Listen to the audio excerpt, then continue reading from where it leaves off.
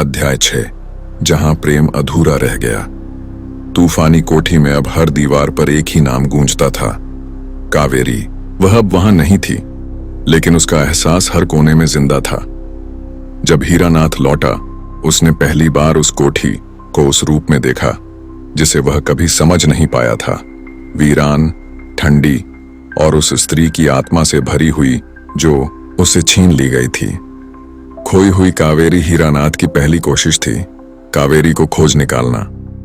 वो कहाँ है? नैना दीदी ने चुप रहकर जवाब दिया, लेकिन उसकी आंखें बोल उठीं। दर्द, पछतावा और एक अधूरी कहानी।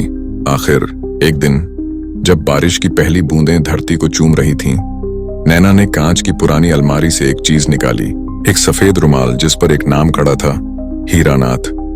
ये तुम्हारे नाम का है, कावेरी ने सिला था। उसी साल जब उसे ब्याह दिया गया। नैना की आवाज कांप रही थी। ब्याह? हीरानाथ की सांस अटक गई। हाँ, तुम्हारे जाने के बाद रघुवीर सिंह ने उसे जमींदार ईशान लोहित से विवाह के लिए विवश कर दिया। उसने स्वीकार कर लिया। हीरानाथ की आवाज में टूटन थी। कावेरी कभी रजामंद नहीं थी। वो उस दिन भी रो रही थी, और हर दिन उसके बाद। एक विवाह जो प्रेम नहीं था। ईशान लोहित एक सभ्य, धनवान और सामाजिक रूप से उचित वर था, लेकिन उसका हृदय ठंडा था, प्रेम से नहीं, प्रतिष्ठा से भरा हुआ। कावेरी उस घर में एक पत्नी तो बनी, लेकिन कभी एक प्रेमिका नहीं हो सकी। उसने चिट्ठियां लिखी, शायद हीरानाथ को, शायद खुद को, जिन्हें कभी किसी ने नहीं पढ़ा। वो हर शाम नदी किनारे जाती और मिट्टी में कुछ लिखकर मिटा देती, और फिर एक दिन वो चली गई। मृत्यु या मोक्ष? क्या वो जीवित है? हीरानाथ ने कांपते हुए पूछा। नैना ने आंसू रोकते हुए सिर हिलाया। नहीं, अब नहीं। उसका शरीर ईशान के भवन में माटी हुआ, लेकिन उसकी आत्मा अब भी इसी कोठी में भटकती है, तुम्हारे इंतजार में। हीरानाथ, वह कठोर व्यक्ति जिसने वर्षों तक अपने भीतर लावा दबाए रखा, पहली बार फूट पड़ा। उसकी आंखों से आंसू नहीं निकले, पर उसका दिल चीख पड़ा। दीवारों पर नाम। उस रात तूफानी कोठी के एक कमरे की दीवार पर कुछ नया लिखा गया। कावेरी, मैं लौट आया हूं। कोठी की हवा में एक हल्की सी सरसराहट हुई, जैसे किसी ने मुस्कुराकर कहा हो, मैं जानती थी। अध्याय 7, प्रेम की राख में जलता बदला। जिस दिन हीरानाथ को यह झात हुआ कि कावेरी अब इस संसार में नहीं है, उस दिन तूफानी कोठी की हवाओं का रुख ही बदल गया। अब वह कोठी शोक में नहीं थी, वह आक्रोश में थी। मौन की कसम।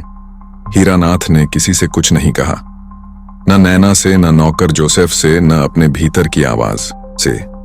उसने खुद से एक मौन प्रतिज्ञा की, जिसने मुझे उससे दूर किया, जिस दुनिया ने हमें तोड़ा, अब वो मेरी होगी।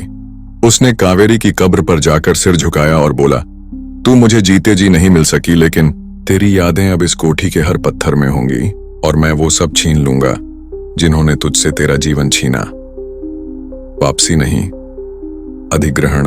ईशान लोहित, जिसने कावेरी से विवाह किया था, अब वृद्ध और दुर्बल हो चुका था।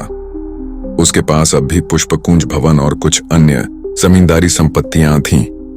हीरानाथ ने चुपचाप एक एक कर सारे ऋण, कर्ज और अधीनस्थ जमीनें खरीदनी शुरू कर दी, ईशान की जानकारी के बिना।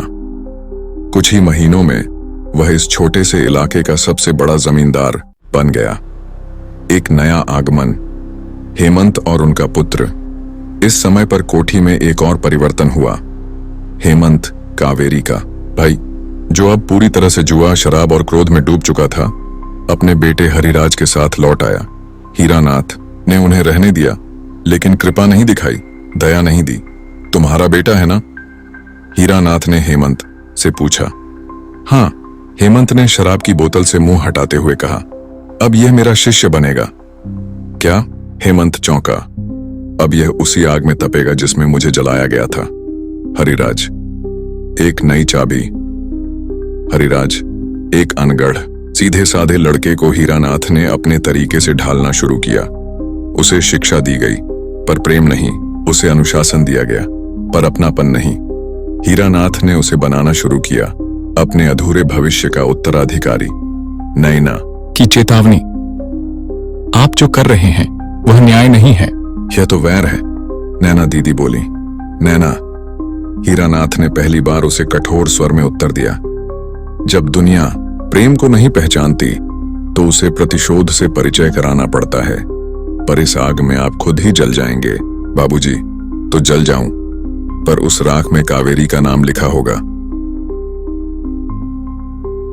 अध्याय 8। नई आंखों में पुराना सपना। तूफानी कोठी में सब कुछ व्यवस्थित लग रहा था, लेकिन वह व्यवस्था एक खामोश तानाशाही थी। हीरानाथ अब एक जमींदार नहीं, एक छाया बन चुका था, जिसकी उपस्थिति दीवारों पर दिखती थी और डर से चुप्पियों में गूंजती थी। हरिराज, कठपुतली या उत्तराधिकारी? हरिराज, जो अब जवान हो रहा था, हीरानाथ के बनाए नियमों में जी रहा था। उसने कभी किसी से सवाल नहीं किया, न ही कभी किसी को मुस्कुराते देखा। पर एक दिन उसकी आंखों में कुछ बदलाव आया। वह बदलाव था अंजलि। अंजलि, एक पुरानी परछाई की नई रोशनी। अंजलि, पुष्पकुंज भवन के पुराने सेवक की भतीजी, जो कुछ दिनों के लिए कोठी में आई थी। उसका स्वभाव कावेरी की तरह ही था, निर्भय, सहज और दिल से बोलने वाली। जब हरिराज ने पहली बार उसे देखा, वह कोठी के पिछवाड़े के आम के पेड़ के नीचे बैठी थी, वही जगह जहां कभी कावेरी और हीरानाथ बैठा करते थे। उसने देखा कि अंजलि मिट्टी में कुछ लिख रही थी। हरिराज ने पास जाकर पूछा, क्या लिख रही हो? कुछ नहीं, अंजलि मुस्कुराई, बस नाम मिटा रही हूं जो दिल पर गड़े हैं। उस दिन के बाद हरिराज उस पेड़ के पास बार बार जाने लगा। छिपा हुआ आकर्षण। वो दोनों बिना बोले एक दूसरे के पास खींचते चले गए। अंजलि की बेबाकी, उसका निडर होना और उसकी बातों में छुपा अपनापन हरिराज के भीतर की कठोरता को पिघला रहा था। एक दिन अंजलि ने कहा, तुम्हारी आंखों में बहुत कुछ दबा है, कभी सांस नहीं लेती क्या? हरिराज पहली बार मुस्कुराया। हल्की सी, टूटी सी परछाई लौटती है, पर यह रिश्ता छिपा न रह सका। जब हीरानाथ को पता चला कि हरिराज और अंजलि एक दूसरे के करीब आ रहे हैं, उसकी आंखों में भय, क्रोध और दुःस्वप्न का मिला-जुला रंग भर आया। उसने खुद से कहा, क्या इतिहास फिर दोहराया जाएगा? क्या अब भी समाज, नाम और वर्ग मेरे रास्ते में आएंगे? पर तभी उसने कुछ और भी महसूस किया, या शायद अब कहानी पूरी हो सकेगी।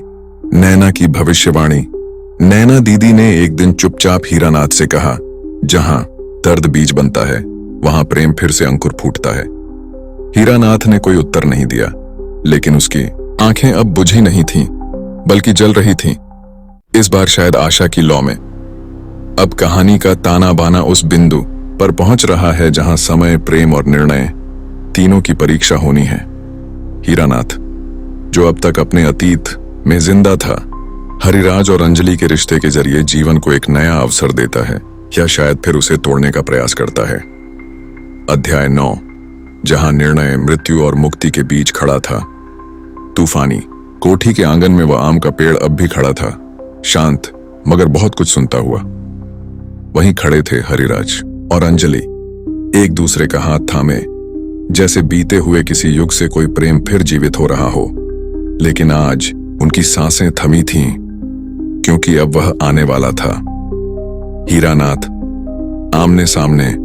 हीरानाथ उनके सामने खड़ा था।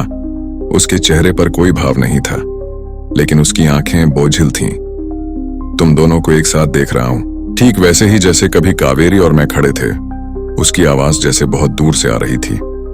पर तुमने उस प्रेम को मिटा दिया, उसने खुद से कहा। अंजलि ने पहली बार उसकी आंखों में सीधे देखा। क्या आप भी वही गलती दोहराएंगे जो समाज ने आपसे की? हीरानाथ चुप रहा। हरिराज ने कहा, मैं अंधा बना रहा आपकी नफरत में। अब मैं उस प्रेम को पहचानता हूं जो आपकी राख से उगा है। भूत की परछाई में वर्तमान का सचूस रात हीरानाथ अकेला कावेरी के कमरे में गया। वही कमरा जहां उसकी यादें हर दीवार पर आज भी सांस लेती थीं। दीवार पर लिखा था, मैं लौट आया हूं पर तू नहीं। उसने धीरे से एक और पंक्ति लिखी, पर आज कोई और लौट आया है, शायद तेरे जैसा। सुबह का निर्णय। सुबह उसने सबको बुलाया। उसकी आवाज थकी हुई थी, पर उसमें अजीब सी शांति थी। हरिराज, अंजलि, मैं तुम्हें रोक नहीं सकता। मेरे समय ने जो छीना, शायद तुम्हारा समय उसे पूरा कर पाए, लेकिन याद रखना, प्रेम की राह फूलों से नहीं, आत्मा की गहराई से जाती है। कोठी की पहली मुस्कान। उस दिन तूफानी कोठी में पहली बार घंटियों की हल्की आवाज आई। अंजलि ने कावेरी की एक पुरानी साड़ी पहनी थी और हरिराज ने हीरानाथ के दिए काले कोट को। वो शादी नहीं थी, वो दो अधूरी आत्माओं का संयोग था, एक बीते हुए प्रेम की पूर्णता और एक अधूरे जीवन का मोक्ष। हीरानाथ का अंतिम वाक्य। शाम को नैना दीदी ने देखा। हीरानाथ उस आम के पेड़ के नीचे बैठा था। उसके हाथ में एक रुमाल था। कावेरी नाम से सिला हुआ। उसने बस इतना कहा, अब मैं चैन से रह सकता हूं। शायद अब वो भी।